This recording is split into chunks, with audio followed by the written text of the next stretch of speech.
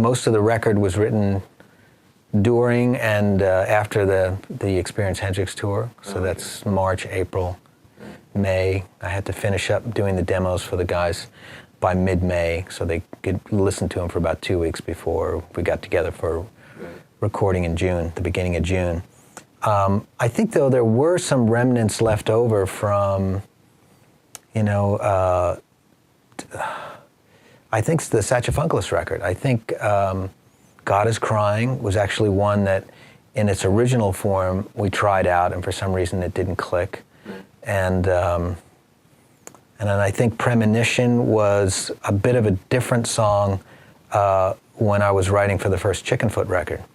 And but I believe those are the only two that came a little bit earlier.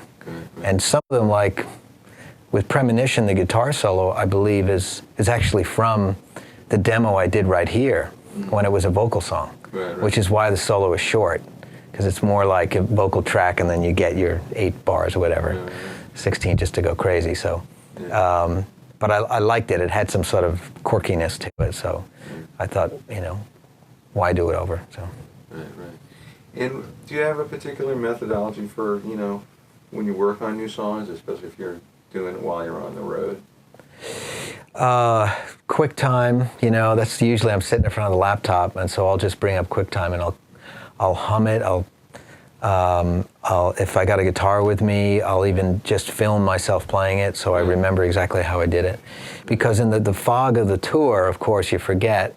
By the time, you know, you get from your hotel room and you're back on the bus, you go, how did I play that? What was that? What key was that in? That was a great idea. Where'd it go? So I've learned to just record these things, because I used to do it on scraps of paper, but I wind up with, you know, a pile of hotel room notepad stuff, and a lot of it is cryptic, you know. And so just having the QuickTime, being able to record it really quickly helps.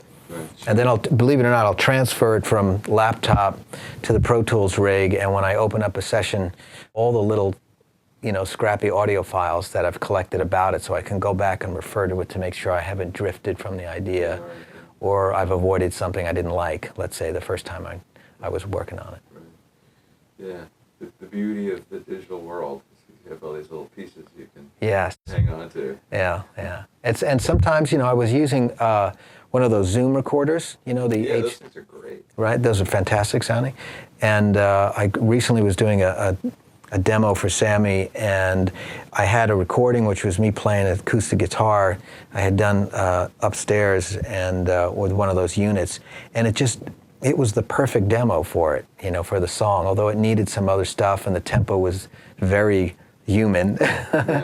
I wound up just bringing that down here and importing it into the session file, and then I just, you know, put manual maracas on there and added some piano and stuff. And but it worked out just fine. It's that way it didn't, I mean, there's always that fear that when you redo something professionally that you're going to spoil it. At least that's my fear, you know. Yeah, beat the demo, the whole thing. Yeah. Whatever that thing is. Yeah, the little mojo that's on there, maybe because you were so excited about it. And so that helps to always have that to refer to. There's stuff, like we were talking about, that you asked about songs that started earlier before. So the record has got stuff that, you know, 2 or 3 songs that had their start before this project got started. And then it's got a whole bunch of new material. It's got, like Dream Song, that most of the guitars, if not all of them, were done here in this little room. And the song, the funny thing is that song, I dreamt that song, and I woke up like this one morning and realized I had been dreaming this song. Right. And I got right up and I came down here and I worked for about 3 hours, and, you know, it was done. Right. By the end of the morning, it was like, wow, that was in my head while I was dreaming, and now it's here. Yeah.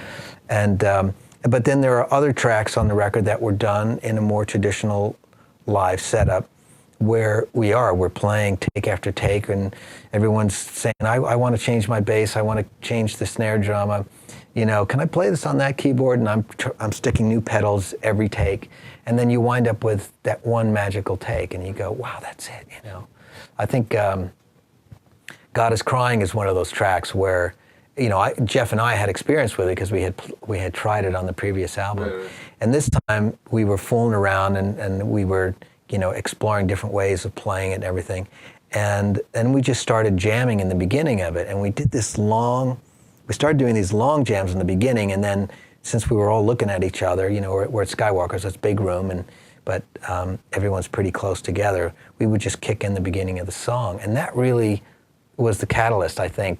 Once we experienced that little funky jam and then the energy just coming up to the beginning of the song, it made us feel like this is going to be the take. It's going to be the good take. So that's cool how that works.